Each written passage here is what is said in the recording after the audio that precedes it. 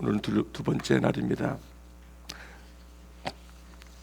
오늘 잠깐 말씀을 전하기 전에 오늘 예배 후에 아래층에서 간단히 아침이 준비되었으니 아침을 드시고 현장으로 가시기를 바랍니다. 오늘은 어제 첫째 날 모세가 본 하나님이라는 제목으로 말씀을 전했습니다. 어제 나눠드린 그 핸드아웃은 조금 수정이 필요했기에 다시 수정해서 여러분들이 나가시게 되면 첫째 날 프린트가 준비되어 있습니다. 6일간의 이 예배의 내용을 프린트로 6일간을 다 저희가 테이블에 준비되고 있으니 여러분 필요하신 대로 가져가셔서 잠시 묵상하시고 또 그 하나님의 말씀에 깨달음이 여러분 가운데 있기를 바랍니다.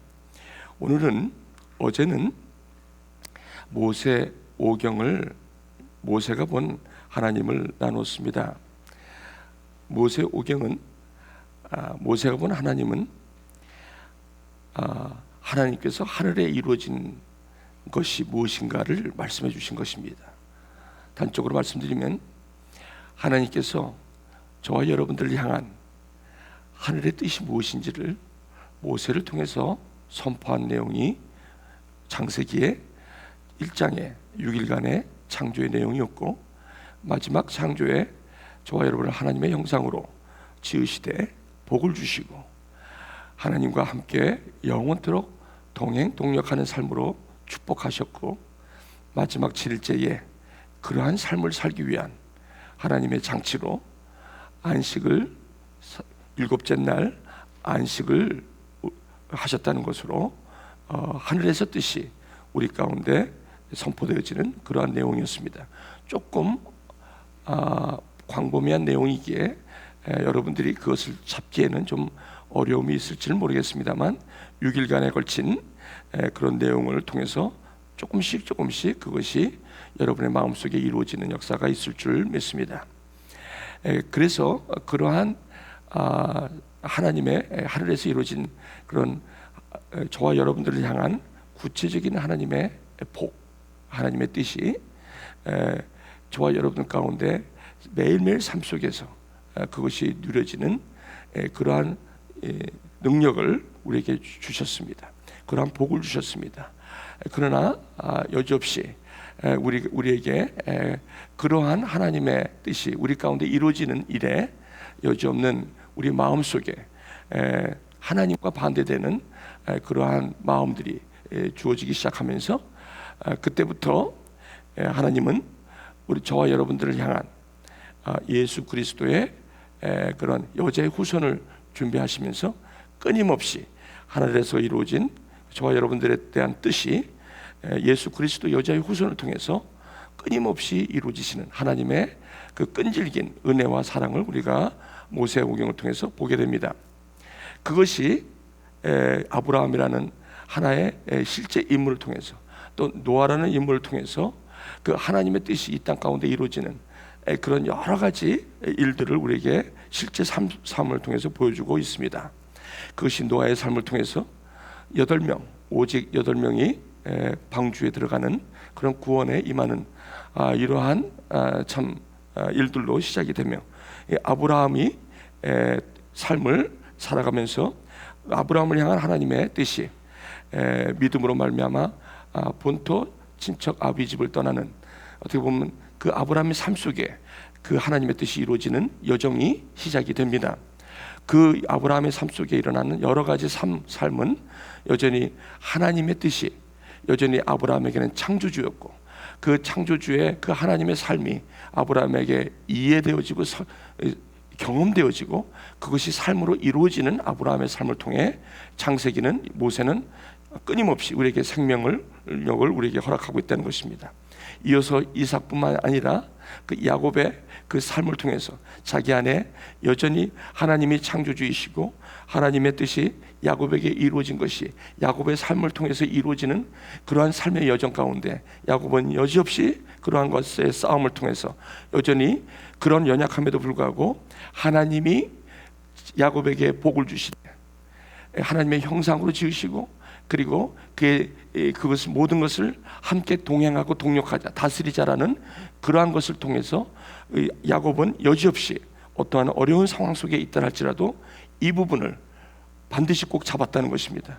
급기야는 형의 집에 가서 결국은 21년간의 세월을 있지만 결국은 야곱이 이스라엘이 되기까지 야곱이 하늘에 이루어진 뜻이 이 땅에서 이루어지는 이스라엘이 되기까지 이 21년간의 여정을 통하여 하나님이 야곱에게 역사하시는 그리고 야곱이 그것을 야곱의 삶을 통해서 연약하지만 역시 창조주가 야곱에게 복을 주시되 하나님과 생육하고 번성하는 그 야곱의 삶을 이스라엘로 표출되어지는 그러한 삶을 우리는 야곱을 통해서 보게 되며 요셉을 통해서 그 하나님이 이스라엘 백성을 잉태하시며 하나님의 그 이스라엘을 향한 하나님의 뜻이 이 모세를 통하여 또 요셉을 통하여 이루어지는 급기야는 출애굽 20장에 유월절을 통한 그 출애굽을 이루면서 그 바로의 그 이 땅 가운데 살려고 하는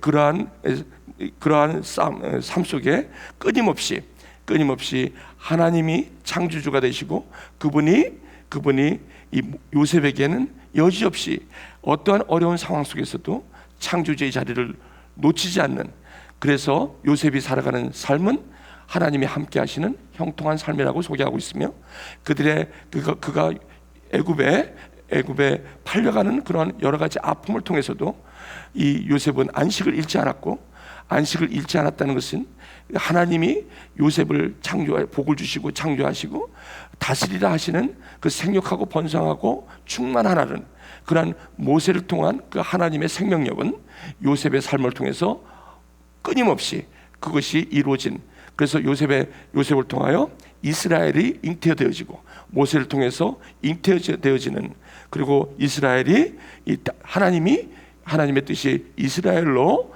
그리고 하나님의 백성으로 이루어지는 그러한 것을 우리는 모세를 통해서 오경을 통해서 보게 됩니다. 나아가서 이스라엘 백성들이 이제는 떡으로 사는 게 아니라 이제 땅에서만 사는 게 아니라 하늘로부터 오는 위로부터 오는 하나님의 말씀으로 살 것. 다시 말씀드리면 하나님이 여지없이 이스라엘의 하나님인 것을 창조주 하나님인 것을 꼭 쥐고 오늘도 십자가 단단히 붙잡고 날마다 이기며 나가세 머리에 면류관 쓰고서 주 앞에 찬양할 때까지 이러한 하나님의 뜻이 이스라엘 백성들과 저와 여러분의 이 찬양을 부르는 삶 속에 이 부분에 대한 분명한 확신과 믿음의 경주를 살아가는 것입니다. 그리고 마지막에는 결국은 이스라엘 백성들이 이러한 하늘에서 하나님이 이스라엘 백성들을 향한 뜻이 그리고 이스라엘 백성들이 거룩한 제사장과 왕 같은 제사장으로 온 인류를 구원하시는 하늘의 뜻이 이 이스라엘 백성들을 통해서 거룩한 제사장으로 이루어질 것을 간절히 소망하는 가운데 이스라엘 백성들은 40년간 훈련을 받고 그곳에서 하늘의 뜻이 땅에서 이루어지는 일에 동참을 하지만 결국은 신명기의 마지막 가나안 땅을 들어가는 그 신명기 마지막 모압의 그 네 편의 설교에서 여지없이 가나안 땅에 들어가면 이스라엘 백성들이 창조주 하나님의 자리를 놓지 말 것을 그리고 이스라엘 백성들이 가나안에까지 이루어지는 그 하나님 이스라엘 백성들을 향한 하나님의 뜻이 그 가나안 땅 약속한 땅에서 이루어지기를 간절히 소망하는 가운데 이 모세는 마지막 신명기에서 여지없이 창세기 1장 2장에서 나온 그 말씀을 똑같은 톤으로 모세가 시내산에서 이스라엘 백성들에게 얘기했던 똑같은 톤으로 그리고 가나안 땅에 들어가는 전에 모압 평지에서 모세는 자기는 들어갈 수 없지만 그것을 이스라엘 백성들에게 모압 평지에서 똑같은 톤으로 안식을 꼭 지키라. 다시 말씀드리면 하나님의 생명력을 창조주 하나님이시고 복을 주신 그 하늘에서 이루어진 뜻이 이스라엘 백성들의 가나안 땅에서 이루어질 것을 소망하시며 그것을 꼭 지킬 것을 당부하는 것이죠. 결국은 이스라엘 백성들은 여호수아로 말미암아 믿음으로 요단강을 건너 하나님이 이스라엘 백성들에게 일어나는 그러한 일들을 목격을 합니다. 결국 여호수아는 이러한 이스라엘 백성들에게 이 가나안 땅에서의 삶이 바알로 하나님의 자리를 채우지 못하도록 그렇게 단단히 설교를 하지만 또 여호수아를 통해서 참 안식이라는 것으로 요단강을 건너고 이 가나안 땅을 열어가지만 여지없이 이 이스라엘 백성들은 창조주의 하나님을 그리고 이스라엘에게 복을 주시고 약속대로 가나안 땅에 믿음으로 말미암아 들어가게 했지만 결국은 사사기를 맞게 됩니다. 결국은 그 창조주가 복을 주시되 이스라엘에게 복을 주시되 번성하고 생육하고 충만하고 그리고 나와 함께 동행하며 영원한 삶을 살자라고 했던 그것을 견디지 못하고 마는 것입니다. 그래서 결국은 이스라엘에게 왕이 없으므로 자기 소견대로 하게 되는 하나님의 뜻이 이스라엘 백성에게 이루어지는 것이 단절되고 마는 것이 사사기가 오고 말았다는 것입니다. 이것이 성경에서 저와 여러분들에게 주시는 귀한 교훈이게 되는 것입니다. 결국은 오늘 다윗을 하나님께서 우리에게 보내주십니다. 그런 이런 가운데 다윗은 오늘 무슨 말씀입니까? 지금까지 모세 오경을 어제까지 말씀을 드린 것은 아마 저와 여러분들의 삶 속에 이렇게 확 와닿지는 않을 것입니다. 하늘에서 하나님이 나에 대한 뜻이 오늘 나의 삶 속에서 이루어진다는 것이 모세 오경으로 말미암아 이 한 인물과 또 이 이스라엘 백성을 통해서 우리에게 말씀해 주시지만 여전히 저와 여러분들이 이것을 저와 여러분의 삶의 현장에서 오늘 그 하나님의 뜻이 여러분의 가정에서, 여러분의 직장에서, 여러분이 오늘 똑같이 여러분이 생활하는 그 삶의 현장에서 어떻게 이것이 삶으로 실제화될 수 있느냐는 여전히 갭이 있다는 것입니다. 그것을 줄여주는 것이 오늘 다윗이 보는 하나님인 것입니다. 오늘은 어제에 비해서 여러분들이 실질적으로 피부에 와닿는 이것이 하늘에서 이루어지는 하나님의 뜻이 나를 향한 뜻이 이런 삶의 현장에서 이렇게 이루어진다면 다윗을 통해서 이렇게 이루어진다면 여러분에게 오늘 말할 수 없는 위로와 말할 수 없는 격려와 말할 수 없는 능력으로 될 것입니다. 지금까지 삶의 현장에서 이해하지 못하고 어려웠던 그런 모든 얽힌 것들이 오늘 다윗을 통해서 말끔하게 해결되는 그런 시간이 되시기를 주님의 이름으로 축원을 드립니다. 그럼 오늘 저는 다윗의 이야기는 어디서부터 시작합니까? 이 다윗은 저와 여러분들하고 똑같은 삶입니다. 어떻게 보면 이웃 아저씨와 같은 느낌입니다. 아브라함, 이삭, 야곱 여전히 뭔지 모르게 모세가 얘기하는 인물들을 통해서 하나님의 뜻이 그들에게 이루어졌다는 얘기는 여지없이 저희들에게는 그렇게 와닿진 않아요. 보면 뭔가 모르게 우리의 삶의 컨텍스트가 아닌 또 다른 어떤 생명력이 시작임을 우리에게 알려주는 모세의 말씀은 그렇게 우리의 삶에 와닿진 않아요. 하지만 이 다윗은 저와 여러분들에게 이것이 실제화되는데 굉장히 좋은 모델이 된다는 것입니다. 그래서 이 사사기에서 하나님의 뜻이 이스라엘 백성들하고 거의 차단된 암흑의 시대입니다. 그러니까 어떻게 보면 하나님이 없는 세대, 이스라엘의 왕이 없으므로 자기 소견대로 살아가는 이러한 세대는 결코 모세가 이야기했던 생명의 시작과 생명의 능력이 단절된, 어떻게 보면 우리의 삶에 하나님께서 기대하시는 그런 삶하고 전혀 다른 모습의 삶을 살아가게 되는, 자기가 창조주가 되어서 바알은 사실은 자신입니다. 바알이라는 것은 없습니다. 바알과 아세라는 사실 존재하지 않습니다. 없는 것을 만들어서 자신을 대변해서 그 하나님이 그들에게 복을 주시되, 이것을 어떻게 바꿨냐면 바알이 그들에게 복을 주시되 이렇게 바꿔버린 겁니다. 이게 사사기입니다. 그것은 바알 대신에 누굽니까?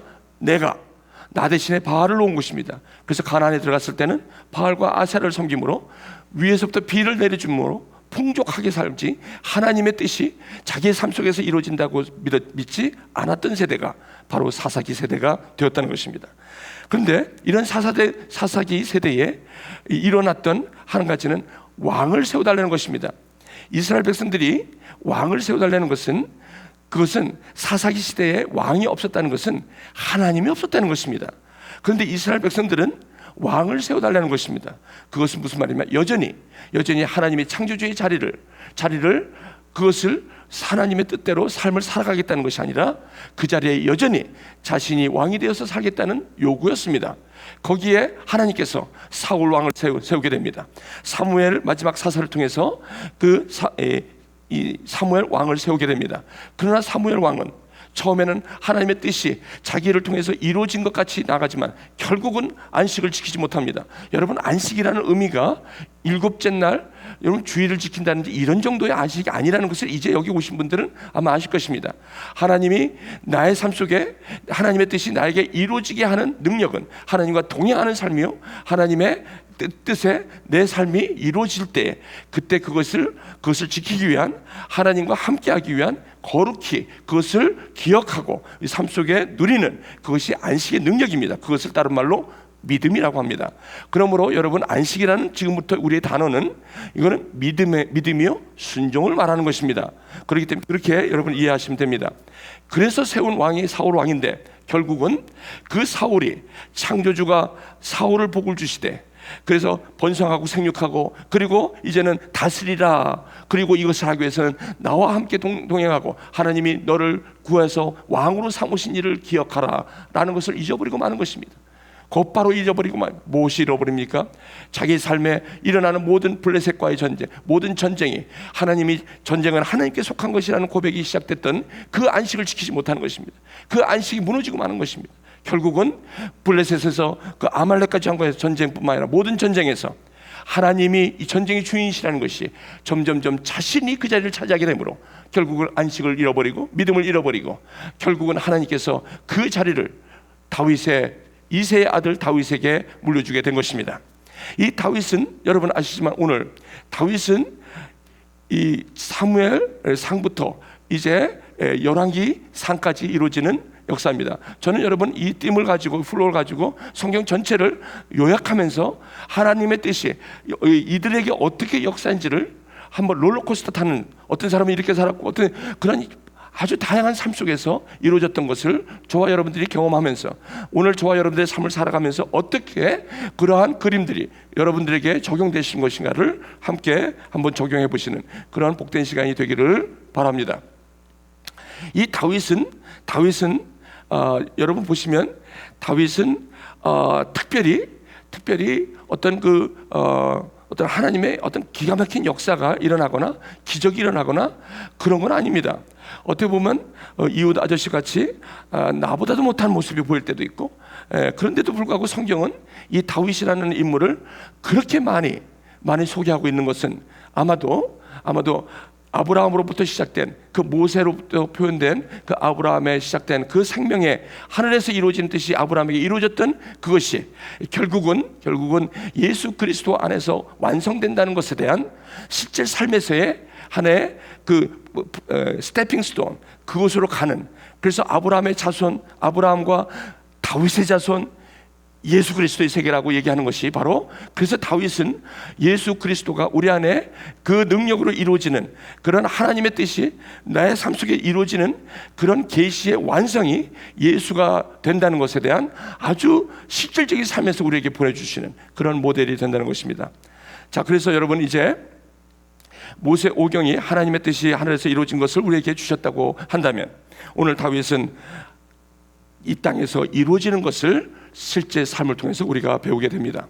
오늘은 다윗의 삶에서 표현되고 다윗이라는 한 사람이 하나님과 동행하고 동력하는 사귐의 삶을 특별히 시편을 통하여 바라보기를 원합니다.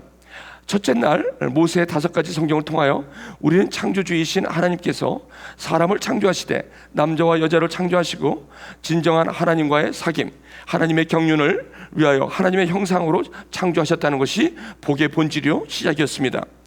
이러한 모세 오경의 성경 말씀이 하늘에서 이루어진 것 같이라고 한다면 다윗의 이야기는 땅에서도 이루어지는, 저와 여러분들이 이 땅 가운데 살아가면서 이루어져야 하는 말씀이라는 것이고, 다윗의 삶을 통해 진솔한 경험들을 다윗은 시편을 통하여 함께 나누게 됩니다. 다윗을 향한 하나님의 뜻이 어떻게 그의 삶을 통해 이루어졌는지를 시편은 우리에게 낱낱이 우리에게 보여주고 있습니다. 다윗이 어떤 삶을 살면서 그 창조주가 다윗을 복을 주시되 그 하나님의 형상으로 지으시고 생육하고 번성하고 충만하라는 그 다윗의 삶을 통해 하나님의 뜻이 어떻게 이루어지는 것은 다윗의 시편을 통해서 우리는 낱낱이 볼 수가 있다는 것입니다. 다윗의 시편은 다윗의 삶 속에 하나님과의 관계, 사귐의 진솔한 고백이요, 하나님을 향한 믿음의 기도와 고백이기도 하기 때문입니다. 어렵고 힘들 때마다, 그때마다 자기 하나님의 자리에, 창조주 하나님의 자리에 자기가 있고 싶을 때가 얼마나 많았겠습니까? 그럴 때마다 그 위기 앞에 하나님의 뜻이 자기 삶 속에 이루어지는 그러한 삶을 위해서 이 다윗은 어떻게 고백했으며 어떻게 그 삶을 하나님 앞에 드렸는지는 시편을 통해서 우리는 알 수가 있다는 것입니다. 또한 다윗의 삶의 이야기는 성육신이라는 말씀이 육신이 되어 오신 예수님의 인성을 실제적인 삶에서 표현되는 아주 좋은 모델로 우리에게 소개하고 있고, 하늘에서 이루어진 말씀이 육신이 되어 이 땅 가운데 이루어지는 예수 그리스도의 계시의 완성을 바라보게 되는 실제적인 우리 삶의 이야기게 됩니다.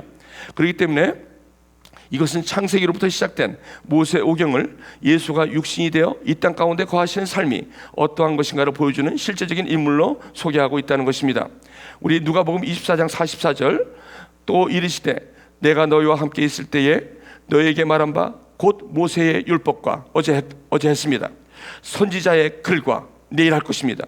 오늘은 시편의 나를 가리켜 기록된 모든 것이 이루어져야 하리라 한 말이 이것이라고 하시고, 이렇게 예수님께서 말씀하십니다.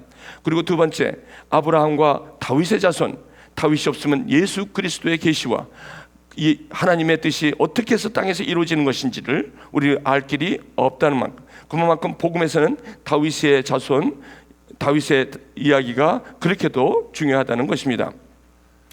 특히 다윗의 자손으로 오시는 예수 그리스도는 다윗 인성이라는 부분에서 굉장히 중요합니다. 우리는 예수가 하나님이라면 더 쉽게 믿을 수가 있습니다. 그러나 그것이 아니라는 것입니다. 하늘의 뜻이 땅에서 이루어지는 삶은 말씀이 육신이 되는 삶이기에 반드시 예수 그리스도는 하나님이시지만 그것이 땅에서 인성으로, 사람으로, 인자로 우리에게 보여지고 우리에게 계시되었다는 것입니다. 그것에 우리의 삶에 도움을 주는 것이 바로 오늘 다윗의 삶이라는 것입니다. 저는 이제 다윗의 삶을 시작합니다. 다윗은 이제 하나님께서 다윗을 볼 때, 다윗은 어디 있었습니까? 목동이었습니다. 사무엘상 16장 17장 거기에 나옵니다. 이제 다윗이 하나님의 기름 부음을 받고, 제가 여기 읽을 테니까 읽고 제가 잠깐 거기에 설명하고 넘어갈 테니까 여러분 같이 눈을 핸드아웃에 봐주시기 바랍니다. 목동 다윗이 하나님의 기름 부으심을 받고 사울 왕 때 블레셋 골리앗과의 싸움을 통해 사울 왕을 섬기게 됩니다. 이때 이 다윗은 이미 청년이었습니다. 이때 청년 시기에 사울 왕에서 하나님께서 사무엘을 통해서 기름을 사실 붓습니다. 그래서 명실공히 다윗은 하나님의 왕으로서의 벌써 청년으로서 삶을 시작을 했습니다. 그러나 다윗은 목동으로 베들레헴에서 이새의 아들로서, 그것도 막내 아들로서 막내 아들로서 베들레헴에서 양을 치는 목동이었습니다. 그 목동을 향해서 하나님께서 사무엘을 이새에게 보냅니다. 베들레헴이었죠. 그곳에 갔을 때 아들을 그 중에서 선염하라 해서 갔는데 엘리압 맏아들을 보면서 얼른 사무엘은 역시 하나님이 예선한 왕은 바로 엘리압이구나 이렇게 이야기하자마자 하나님께서는 사울 왕에 질렸다. 외모는 크고 잘생겼고 하지만 나는 외모를 보지 않고 사람의 중심을 보느니라. 아니다. 두 번째 아비나답 둘째 아들 보면서 이 아들입니까? 역시 아니다. 세 번째 쌈마 역시 아니다. 일곱째 아들을 다 지나갑니다. 성경은 네 번째 아들부터 일곱째 아들을 다 생략하고 맙니다. 성경은 곧바로 엘리압과 아비나답과 쌈마의 세 아들을 소개하는 것은 빨리 다윗이라는 베들레헴의 그 자리에 끼지도 못하는 막내 아들, 그 이새, 어떻게 보면 초라한 촌놈, 그 목동으로 있는 바로 다윗을 하나님께서 기억하고 계셨던 것입니다. 다 보니까 없는데 그럼 아들이 없습니까? 그랬더니 이새가 아들 하나가 있는데 그건 여기 올 자리에 있는 자격도 안 되는 사람입니다. 그 바로 막내는 여기에 그런 사람이 아닙니다. 올 자리도 아닙니다. 양을 치고 있습니다. 하나님께서 그를 데려와라. 보니까 정말 볼품이 없습니다. 그러나 하나님께서는 성경에 뭐라고 하냐면 눈이 빼어나고 얼굴에 빛이 나고 아름다웠다고 표현합니다. 아마 뭐가 아름다웠겠습니까? 그 눈이 빼어났다고 합니다. 여기에 기름을 부어라. 다윗은 그때까지 목동으로 막내로 살아가면서 하늘의 뜻이 뭔지도, 자기에게 무슨 하나님이 자기에게 이런 삶 속에 역사하는지도 모르는 상태에서 그런 청년 시절을 보내고 있을 때, 때가 참에 하나님께서 그 아들을 한 여자에게 나게 하시고 율법 아래 나게 하신 것은 율법 아래 있는 저와 여러분을 구원하게 하심이라. 하늘에 있는 하나님의 뜻이 땅에 있는 목동에게 이루어지는 때가 있다는 것입니다. 사랑하는 교회 여러분, 저와 여러분들 마찬가지입니다. 내 인생이 어떻게 이렇게 꼬여도 꼬여 나는 하나님이 없는 삶 같아라고 할 때, 하나님께서는 때가 참에 하나님의 당신을 향한 뜻이 이제 이루어진다는 것을 기대하시고 오늘 말씀을 같이 청취해 주시기를 바랍니다. 베들레헴에서 목동에서 이제 있다가 이제 이 블레셋 형들, 전쟁을 하는데 형들한테 갔습니다. 형들한테 가서 아버지가 치즈 덩어리와 떡을 가지고 쉽게 말하면 면회를 간 것입니다. 면회를 갔더니 형들이 그냥 전쟁을 하고 있는 거예요. 아마 지금으로 맡으면 계엄령이 선포됐는지 뭐 휴가고 뭐고 면회도 못하는 거죠. 그러니까 이제 다윗이 가갖고, 형 나왔어. 너는 목동은 어디 하고 너는 이 자리에 올 자리가 아니야. 이런 사람이 바로 다윗입니다. 여러분, 이 성경은 아주 우리에게 그 삶에 와닿는 얘기를 많이 합니다. 모세가 얘기했던 얘기하고는 달라요. 모세에게는 그 기본적인 율법을, 하나님의 말씀, 하늘에서 이루어진 것이니까 얼마나 우리에게 어색하겠습니까? 그러나 그것이 땅에서 이루어지는 다윗의 삶을 보면 아주 우리 삶 속에 와닿아요. 아주 내가 오늘 살아가는 그런 이웃과 같은 느낌, 그런 느낌이 온다는 것입니다. 그래서 형들한테 가니까 엘리압이 화를 내면서 너는 여기 올 자리가 아니야, 빨리 가. 화를 냅니다. 근데 거기서 돌이켜서 집에 오려고 하는데 갑자기 거기 사울 왕이 찾고 있어요. 사람을. 블레셋과 전쟁에서 이기면 큰 상을 줄 것이다. 그러면서 벌벌벌 떨고 있는 사울 왕가의 그 군대를 바라보면서 이 젊은 청년들에게, 이 목동인 이 청년이 가슴이 뛰기 시작함. 하늘에서 이 다윗에게 이루어진 뜻이 이 젊은 다윗의 마음을 움직이고 이제 휘젓기 시작한 것입니다. 돌아오면서 저 블레셋 골리앗을 싸워서 이기면 나에게 무엇을 줄 것이요? 그 다윗 목동은 자기에게 무엇을 달라고 한 것이 아닙니다. 그것이 아니라 만군의 여호와, 내가 여태까지 목동에 있으면서 베들레헴에 있으면서 하나님의 뜻이 뭔지는 모르지만 하나님이 나에게 있었던 그 가물가물이는 모세 오경에 그 한 구절이라도 이 다윗의 마음속에 싹을 트고 있었다면 아마 이 블레셋을 봤을 때 그 마음에 불을 붙이지 않았나 저는 믿습니다.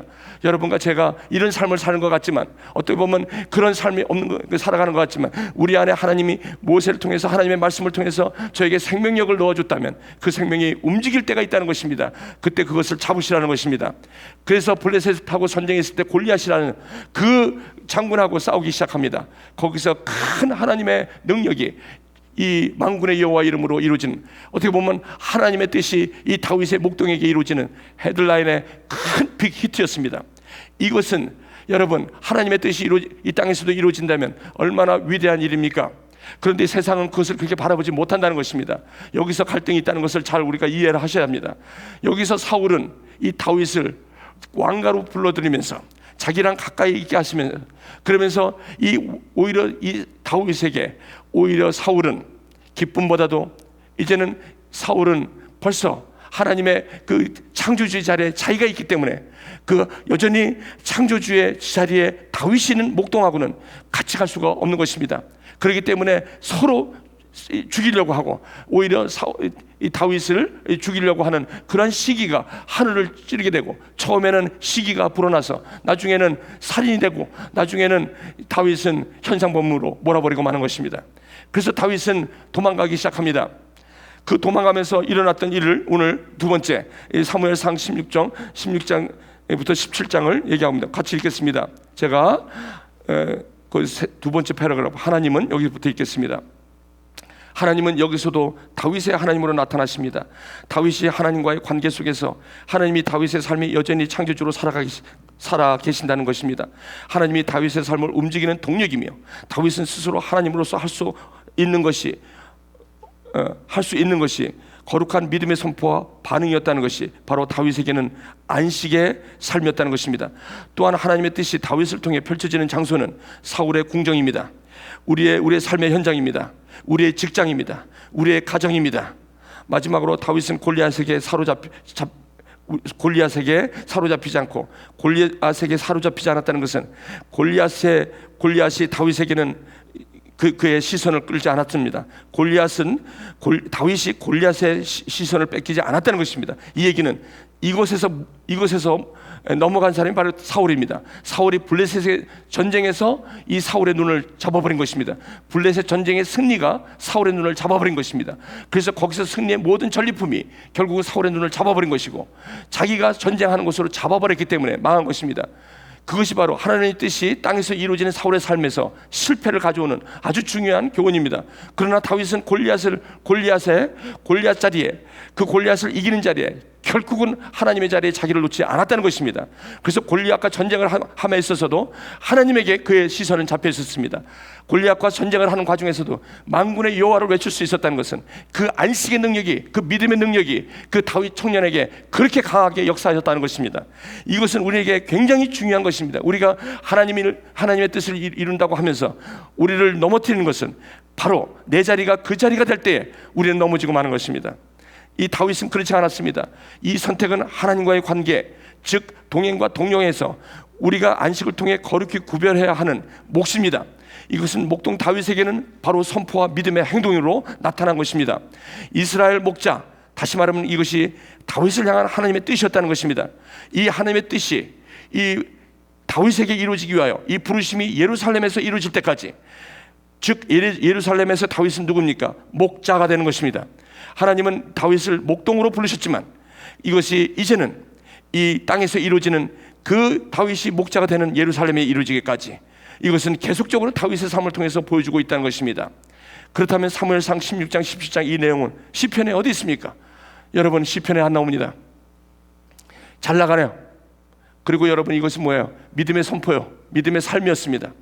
그래서 이 다윗에게는 이 삶에서는 어떻게 보면은 이제부터 이 시편이 시작되지, 여기에 사무엘상 16장 17장에 해당하는 그 어떻게 보면 이때에 다윗이 이런 상황 속에서 어떻게 자기 삶을 안식으로, 특별히 하나님의 그 하나님의 자리를 끝까지 자기가 누리고 그것을 하나님과 함께 이 삶을 살아가는 것을 표현하는 것은 여기 시편에는 나타나지 않습니다. 두 번째, 이제 사울은 점점점 다윗을 증오합니다. 사무엘 18장부터 20장, 시편 7편입니다. 사울 왕은 다윗을 증오합니다. 그것은 다윗이 하나님 앞에 선했기 때문입니다. 여러분, 이게 말이 됩니까? 이게 바로 하나님의 뜻이 땅에서 이루어지는 삶의 라이프 스타일이 이런 부분이 있다는 것입니다. 이 부분에서 우리는 많이 갈등합니다. 이 부분에서 많이 당혹합니다. 이 부분에서 하나님의 뜻이 나에게 이루어지는 것을 포기하기가 참 쉬운 때가 이때입니다. 선을 행하기 때문에 어려움을 받는 것입니다. 다윗을 증오합니다. 그것은 다윗이 하나님 앞에 선했기 때문입니다. 하나님 앞에 선함이 이 땅에서는 시기로 온다는 말씀입니다. 이것 때문에 어떤 사람들은 하나님의 뜻이 나에게 이루어지는 것을 거부하는 사람도 없지 않아 있습니다. 그러나 그렇게 할 수가 없습니다. 왜냐하면 그 생명력은, 저와 여러분에게 주어지는 하나님의 형상으로 주어진 그 생명력은 이렇게 쉽게 포기되는 것이 아니기 때문에 그렇습니다. 우리 안에 성령님께서 이러한 것들을 우리에게 깨닫게 하신다는 것입니다. 계속 읽습니다.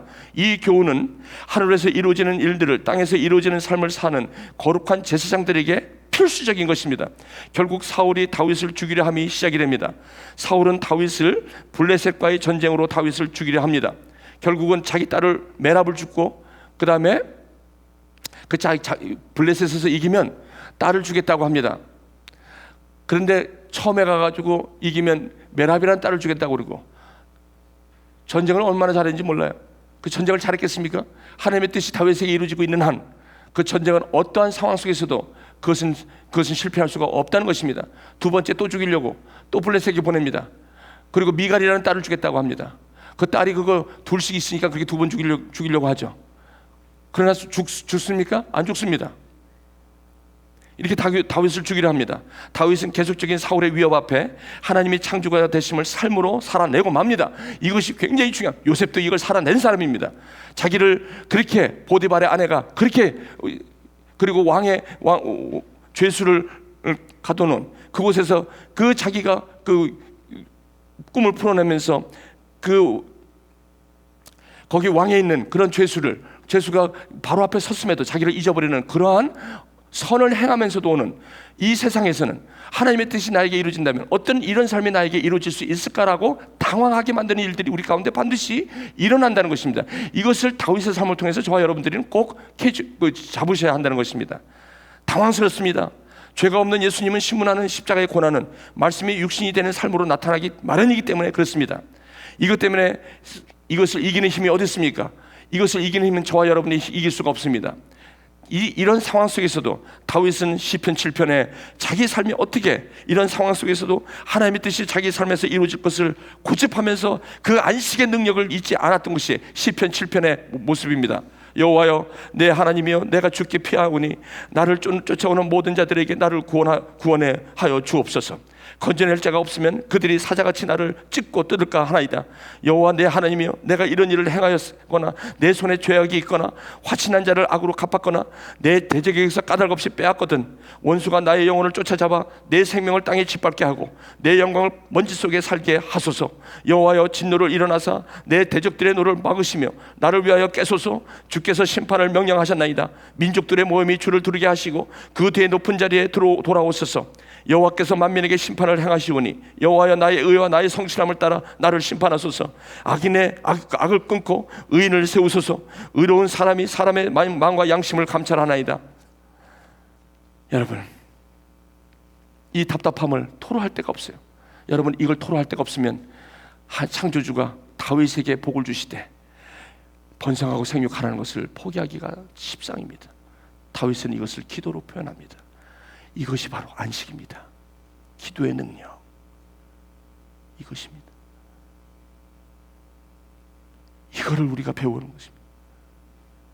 어렵고 힘들 때 무릎 꿇고 주님 앞에 이 사람한테 가서 얘기하고 싶고 가서 따지고 싶고 왜 나한테 이러는 거야? 사울왕 나 좀 봐. 이러고 싶을 때가 얼마나 많겠어요. 내가 뭘 잘못했기에 나에게 이런 걸 하지, 하나님을 원망하는 하늘에 대고 이런 거 아닙니까? 여러분 보십시오. 이걸 갖다가 어디에 표현할 길 없어. 골방에 들어가 하나님에게 이렇게 얘기하는 거예요. 하나님, 나를 갖다가 어떻게 이렇게 할 수 있습니까? 하나님, 나를 붙잡아 주시옵소서. 하나님이여, 내가 주께 피하오니 나를 쫓아오는 모든 자들에게서 나를 구원해 주시옵소서. 여전히 내가 이렇게 힘든 것도, 내가 이렇게 잘 나가는 것도, 내가 골리앗을 이기는 것도, 그리고 내가 사울한테 이렇게 도망다니고 이렇게 힘든 것도 여전히 그 상황이 다윗에게는 하나님이 다윗을 복을 주시되 이 모세를 통해서 자기에게 주신 생명력이 있는 이 생명은 도저히 포기할 수 없는 그런 다윗에게 선포되어지는 그 고통의 소리, 이 고백의 소리는 눈물이 기도가 되었다는 것입니다. 이거는 저와 여러분에게 주시는 삶입니다. 이게 바로 하나님의 방법. 이걸 갖다가 성경엔 두 글자, 거룩이 뭡니까? 하나님이 세상에서 하늘에서 뜻을 이루어지는 그런 하나님의 수단과 방법이 바로 이 땅에서 저와 여러분의 수단과 방법이 될 때 요거를 거룩이라고 하는 것입니다. 이 거룩의 힘, 이 안식을 거룩하게 지키는 이 거룩의 능력. 그래서 창조주 자리에 하나님이 자기의 삶에 이름에도 불구하고 그것을 결코 놓치지 않는 이 다윗이 왜 이 다윗이 됐는지, 이런 연약한 가운데서도 자기가 연약함을 그대로 표현하면서도 다윗은 이것을 절대 놓치지 않았다는 거예요. 사랑하는 교회 여러분, 어떠한 상황 속에서도 이 자리를 놓치면 안 됩니다. 내 역시 내가 이렇게 힘들고 아무리 이래도 내 삶의 주관자이시고 나를 이러한 삶 속에 나를 오늘도 하나님의 그 동행과 동력을 통해 나에게 이 땅에서 이루어질 일이 있기에 나에게 이렇게 하고 계시다는 그런 확실한 믿음이 모세오경뿐만 아니라 다윗의 말씀을 통해서 여러분 삶 속에 오늘도 적용되어지고 오늘도 그것이 여러분의 삶의 능력이 될 때, 그때 다윗이 어떻게 되는지를 한번 보시기 바랍니다. 우리 거기 중간에 또한 하나님의 거기로 보겠습니다. 또한 하나님의 뜻이 다윗을 통해 펼쳐지는 장소는 사울의 궁정입니다. 우리의 삶의 현장입니다. 직장에서 여러분 이웃과 어려움이 있을 수 있습니다. 우리의 직장입니다. 우리의 가정입니다. 자녀 문제 있을 수 있습니다. 여러분 여러 가지 우리 삶 속에 문제 있을 수 있습니다. 여기 다윗도 그것이 꼭 내가 잘못해서만 그런 일이 있는 것도 아닙니다. 내가 하나님의 부르심을 받고 하나님의 뜻이 나를 통해서 이루어진다는 증거이기도 합니다. 마지막으로 다윗은 골리앗에게 사로잡히지 않았습니다. 하나님에게 그 시선은 여전히 있었습니다. 이 선택은 하나님과의 관계에서 우리가 안식을 통해 거룩히 구별해야 되는 그것이 중요한 것임을 우리에게 말씀합니다. 이러한 목동 다윗에게는 선포와 믿음과 행동이었고, 이것은 시편 7편으로 우리에게 표현되고 있습니다. 이제 도망을 다니고 이제 사울 왕은 다윗을 증오합니다. 그것은 다윗이 하나님 앞에 선했기 때문이고, 하나님 앞에 선함이 이 땅에서는 시기로 온다는 말씀입니다. 이 교훈은 하늘에서 이루어지는 일들을 땅에서 이루어지는 삶을 사는 거룩한 제사장들에게 필수적인 것이고, 결국 사울이 다윗을 죽이려 함이 시작이 됩니다. 사울은 다윗을 블레셋과의 전쟁으로 다윗을 죽이려 합니다. 다윗은 계속적인 사울의 위협 앞에 하나님이 창조주가 되심을 삶으로 살아냅니다. 그러나 당황스럽습니다. 죄가 없는 예수님을 신문하는 십자가의 고난은 말씀이 육신이 되어 사는 삶으로 나타나고, 시편 7편은 이렇게 고백하는 삶이 되었다는 것입니다. 그러나 또 한 가지 하나님의 위로가 이런 가운데도 있습니다. 그것은 바로 사울 왕, 자기를 죽이려는 사울 왕의 아들 요나단을 위로로 보내십니다. 요나단은 다윗이 하나님을 이제 포기할 쯤, 나는 이제 하나님이 여전히 나에게는 하늘의 뜻이 이루어진다는, 목동에서 목자가 되겠다는 그 하나님 뜻이 아닌가 봐라고 할 때 하나님께서 주시는 위로입니다. 여전히 자신이 창조주 하나님이심을 놓치지 않게 하는 안식이 바로 요나단이었습니다. 요나단을 통해서 이 친구와의 관계는 억울한 상황 속에서도 자신을 자신의 자리에서 하나님을 하나님으로 볼 수 있는 힘을 공급해 준 것입니다. 이것이 바로 하나님과의 관계에서 오는 동행과 동력의 참 안식의 능력이요 위로인 것입니다. 이것을 하늘에서 오는 위로를 받으셔야 한다는 것입니다. 우리가 아무리 힘들고 아무리 어려워도 바로 하나님의 위로가 있다는 것을 여러분 아셔야 합니다. 그것이 말씀 속에서, 우리의 삶 속에서 마치 껌껌한 어둠 가운데 잔잔히 하늘이 비치는 마치 빛처럼, 그렇게 우리 삶의 위로의 삶이 온다는 것입니다. 아무리 깜깜한 내 삶의 인생 가운데 있다 할지라도, 터널을 걷는다 할지라도 저 멀리서 비치는 가냘픈 한 빛이 있는데, 그것이 바로 요나단이었다는 것입니다. 그것을 붙잡은 것입니다. 그것을 시선을 놓지 않았다는 것입니다. 그 시선이 바로 다윗에게는 그렇게 중요한, 왕이 없으므로 자기 소견대로 하고 싶을 그때에 요나단은 바로 하나님의 그 안식의 위로였고, 하나님이 여전히 자기에게 역사하시는 하나님으로고 믿을 수 있었던 것은 바로 요나단이었다는 것입니다. 그러므로 요나단이 나중에 죽게 됩니다. 이 아픔을 보면서 요나단의 슬픈 애가가 여러분 선포되는 것을 우리는 성경에서 볼 수 있습니다. 그 애가를 보면 말할 수 없는 다윗의 그 마음을 우리는 읽을 수가 있는 것입니다.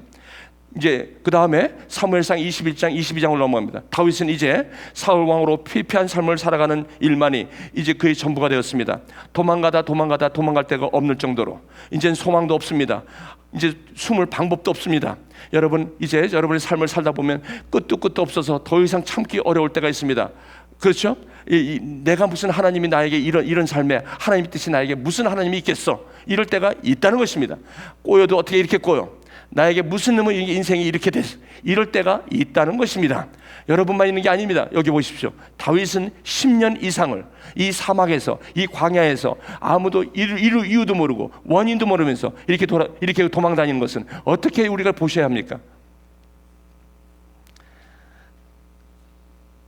이제 소망도 없고 방법도 없습니다. 점점점 하나님 한 분에 대한 간절함 외에는 다른 어떤 소망도 보이지 않습니다. 이상합니다. 이렇게 더욱더 어두워지고 가냘픈 빛은 보이지만, 그렇지만 한도 끝도 이게 언제까지 가야 되는 소망도 잃어버릴 그때 이상하죠. 오히려 여기서 포기하고 싶은 데가 이상하죠. 이 광야의 10년쯤 되면, 이제 이 정도 되면 이상하게 누굴 찾습니까? 오히려 하나님만 보입니다. 이게 바로 이제는 정말 하나님 외에는 나는 살 수 없다라고 여기까지 오게 됩니다. 이게 바로 사무엘 21장 22장입니다. 이제 점점점 하나님 간절함 외에는 다른 어떤 것도 보이지 않습니다. 결국 이 다윗이 간 곳이 이 노비라는 이 성소, 지금의 교회입니다. 제사장이 있는 노비라는 곳을 갑니다. 그곳에 가서 너무 배고파서 거기 가면 위로가 됩니다.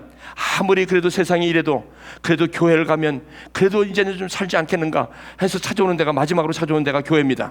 몸이 아파서 용한 데는 다 찾아다닙니다. 그래서 여기도 가보고 저기도 가보고 안 되다가 마지막에 손 쓸 수 없다는 선고를 받으면 마지막으로 오는 데가 기도원이요, 교회입니다. 아마 다윗은 이제 갈 데가 없는 것입니다.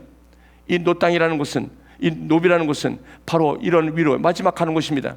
갔더니 목사님이 나옵니다. 그분이 아히멜렉으로 나옵니다. 아히멜렉이 얼른 보면서 다윗 하면 신문에 난 사람 아닙니까? 헤드라인에 난 사람 아닙니까? 골리앗을 죽인 사람 아닙니까? 그 사람이 갑자기 들어오니까 당신 여기 왜 왔냐고 반색을 하면서 맞이합니다. 배가 고파서 왔다. 사울이 나를 이렇게 죽이려고 이렇게 해서 나 여기 왔다. 빵이 없는데, 떡이 없는데 뭐라도 주십시오. 아히멜렉 목사님이 여기 제사 지내다가 남은 떡, 근데 그거는 율법에는 제사장에게는 먹을 수 없는데, 그걸 못 먹는 떡인데 딱딱하고 매일매일 올려놓은 그 떡밖에 없는데 어떡하나. 아히멜렉이 배고파하는 사람, 율법은 배고픔 앞에, 배고픔이 율법을 이기는 것입니다. 배고픔을 세우는 것이 복음이 율법을 이기는 것입니다. 아히멜렉은 율법을 이깁니다. 뭘로? 사랑으로, 자비로. 이 얘기는 나중에 훗날 마태복음에 예수님이 그러죠. 이 얘기를 하시면서 나는 자비를 원하고 제사를 원치 않는다. 안식일에 하는 것이 무엇이냐? 안식의 능력이 무엇이냐? 여러분, 이게 이래서 뚫리는 것입니다. 성경을 이 눈으로 보셔야지만 이게 뚫리는 것입니다. 거기서 그 바리새인 제자들에게 그 얘기를 합니다. 제사장들도 옛날에 먹지 못할 떡을 줬어, 다윗에게. 나도 마찬가지야. 나도 아히멜렉의 마음이야. 나도 오늘도 힘들어하지만 율법이 그를 살리는 게 아니라 복음이 율법을 완성하는 거야. 배고픈 사람, 그 하나님이 하나님으로 필요한 사람, 하나님의 사랑, 하나님의 뜻이 그 삶 속에 이루어진다는 삶을 살기 위해서는 내가 줘야 할 것은 내 목숨을 주는 거야. 결국 아비멜렉, 교회는 다 안전한 것 같지만 교회 안에 종교인이 있기 마련입니다.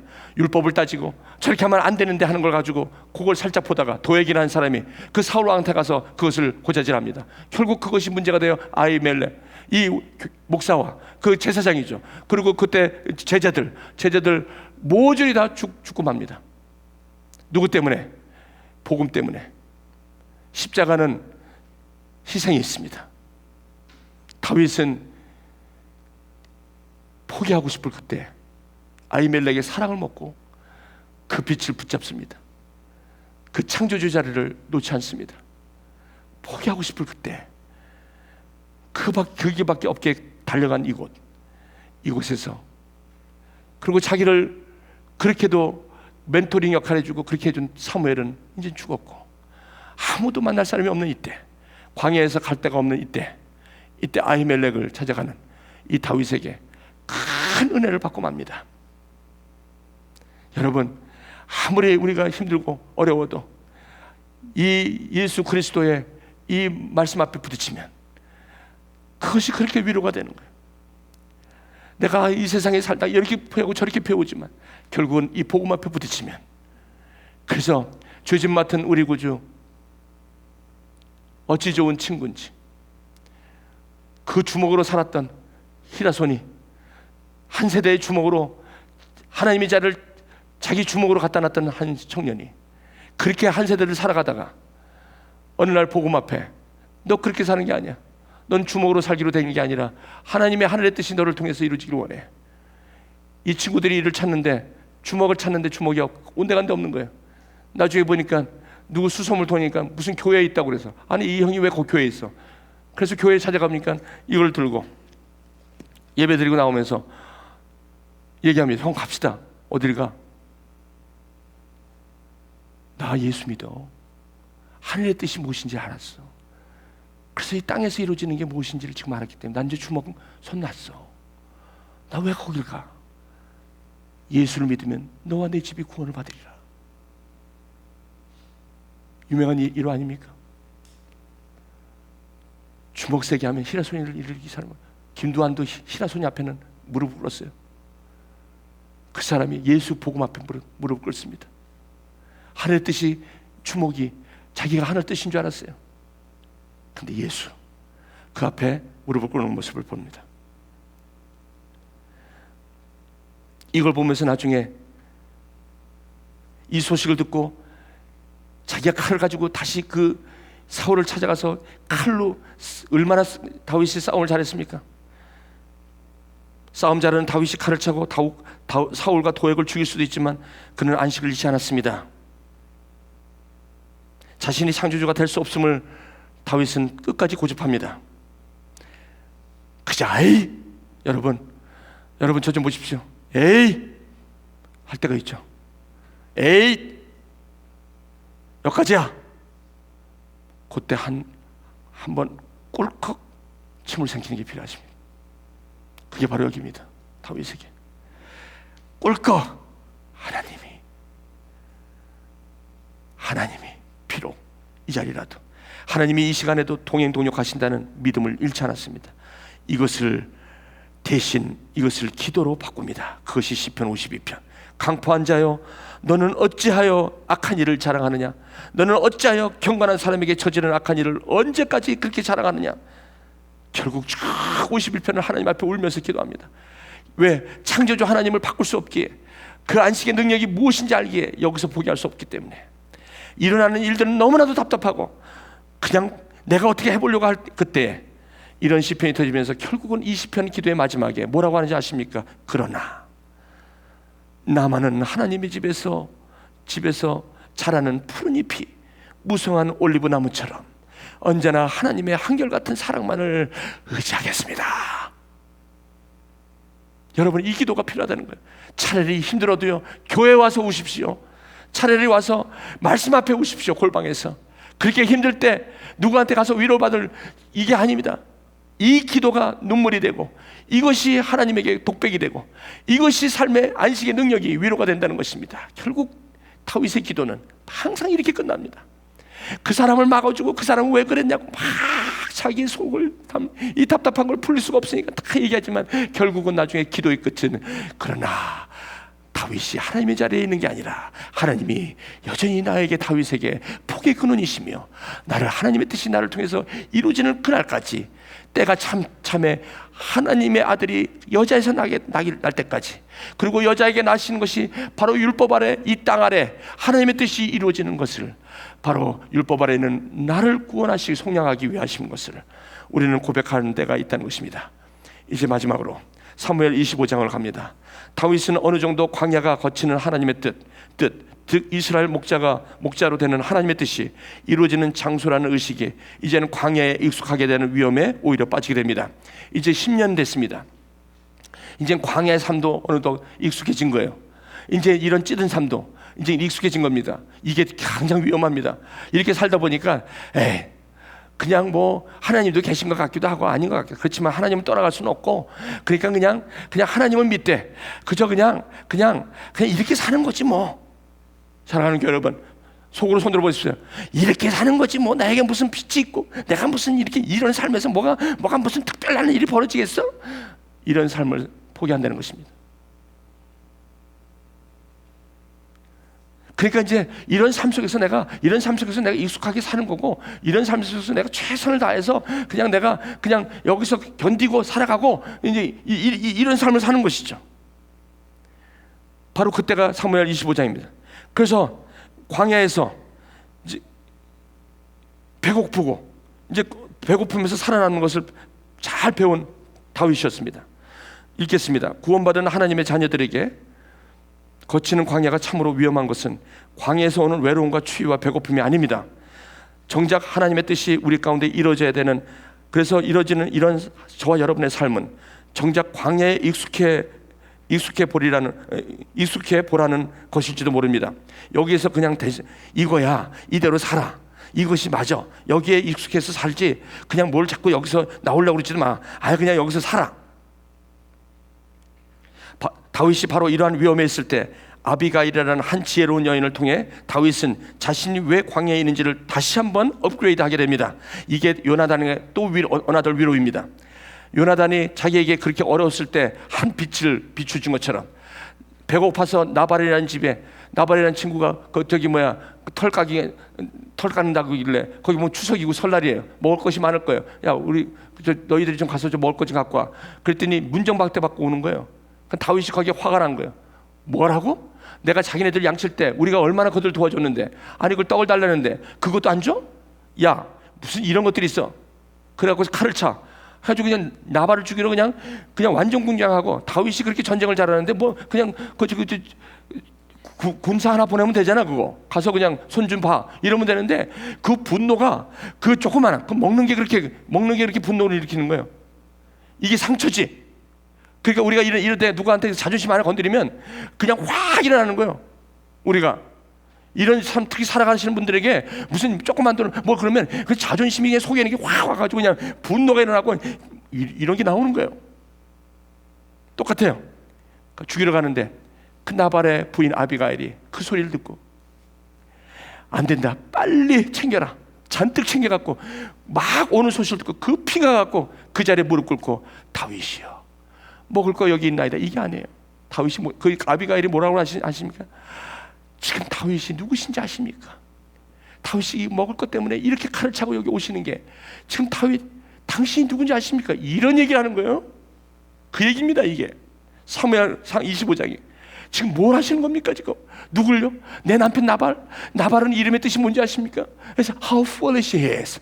그 어리석은 자라는데 그 어리석은 자에게 피를 묻히는 거, 그것이 지금 하나님께서 목동에서 목자를 이루시는 그 하늘의 뜻이 당신에게 이루어지는 이때인데 거기에 피를 묻히고 맙니까? 그 자리에 다시 다윗이 하나님의 창조의 자리에 당신의 이름을 지금 갖다 놓으려고 합니까? 이것은 아닙니다라고 얘기하는 거예요. 그때 정신을 바짝 드는 거예요. 다윗이 깜짝을, 내가 지금 뭐라고 했지? 사랑하는 교회 여러분, 그래서 주일날 어떨 때 말씀을 들을 때 내가 지금 뭐 하고 있는 거지?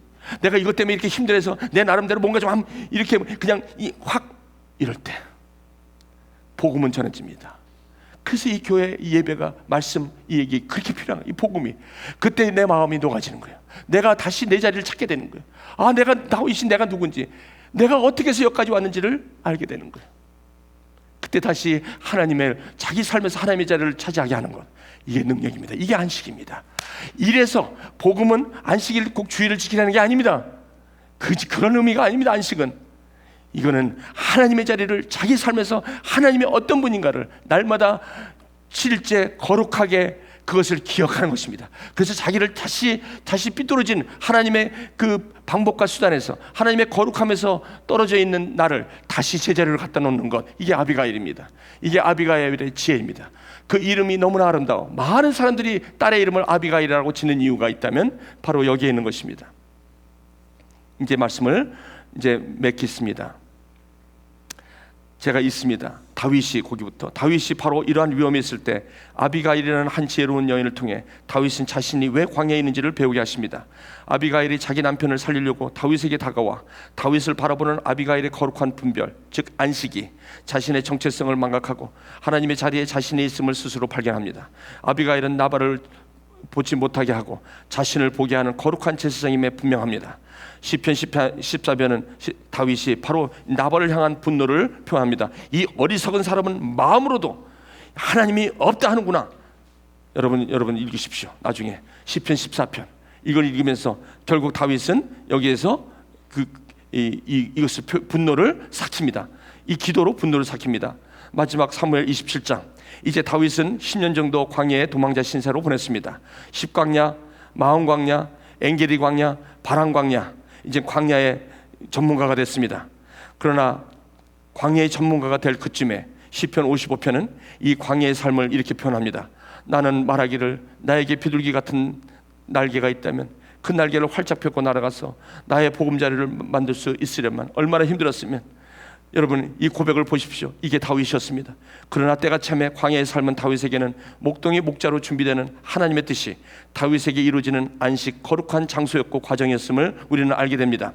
하나님의 백성이 형성되는 곳이 바로 시글락이었습니다. 이 이방인 땅에 시글락이라는 것을 봤습니다. 바로 자기와 같은 사람, 원통한 자, 바로 가난한 자, 빚진 자들, 그리고 자기 형이 자기를 버린 그 형들이 결국은 찾아온 곳이라면 여기를 찾아옵니다. 아둘람굴에 찾아왔던 그런 모든 사람들이 이제 공동체를 이루는 장소가 시글락이 되고 맙니다. 여기까지만 해도 다윗은 모릅니다. 그러나 하나님께서 보십시오.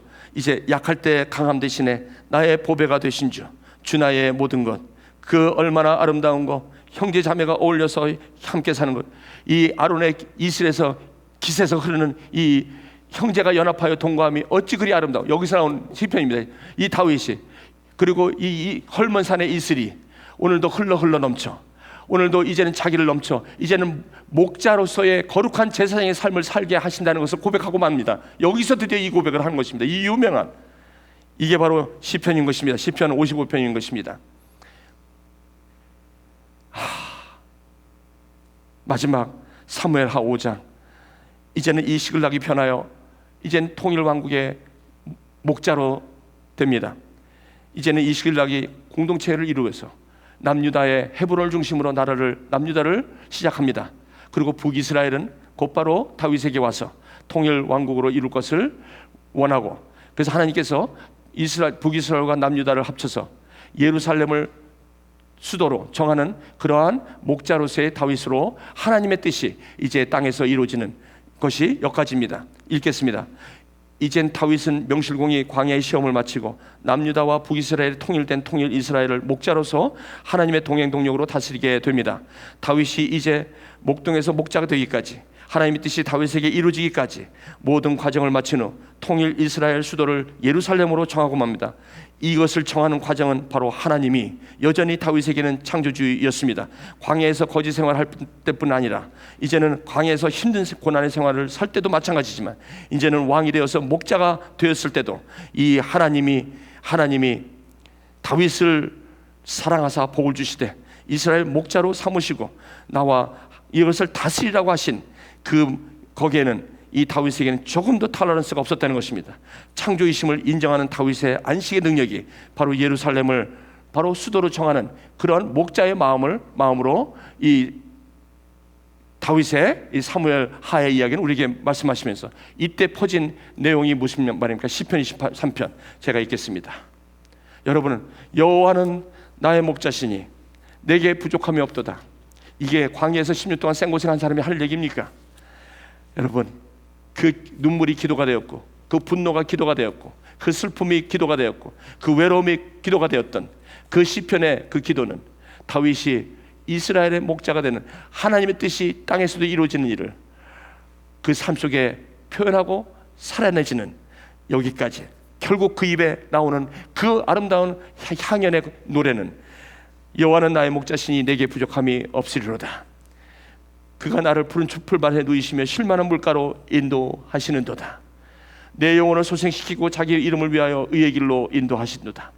내가 사망의 음침한 광야 투 광야를 다닐지라도 해를 두려워하지 않을 것은 주께서 그와 같이 나와 함께 하십니다. 주의 지팡이와 막대기가 나를 안위하실 것입니다. 주께서 내 원수의 목전에서 내게 상을 베푸실 것입니다. 내가 목동으로 광야에서 그렇게 힘들었도 이제는 주님이 나에게 지금 기름을 베푸시고 있습니다. 기름이 내 머리에 부르시니 헐몬산의 이슬이 내림과 같이, 아론의 기슬에서 흐르는 기름과 같이, 이렇게 형제가 동거함이 어찌 아름다운고. 이제는 거룩한 제사장, 이제는 목자, 이제는 성숙한 하나님의 뜻이 땅에서도 이루어지는 삶의 시작을 여기서 고백하고 있습니다. 내 평생의 선하심과 인자하심이 반드시 나를 따르리니, 여기서 그냥 따르리니가 아닙니다. 반드시, 이게 목자의 고백입니다. Whatsoever, 반드시 따르니 내가 여호와의 집에 영원히 거하리로다.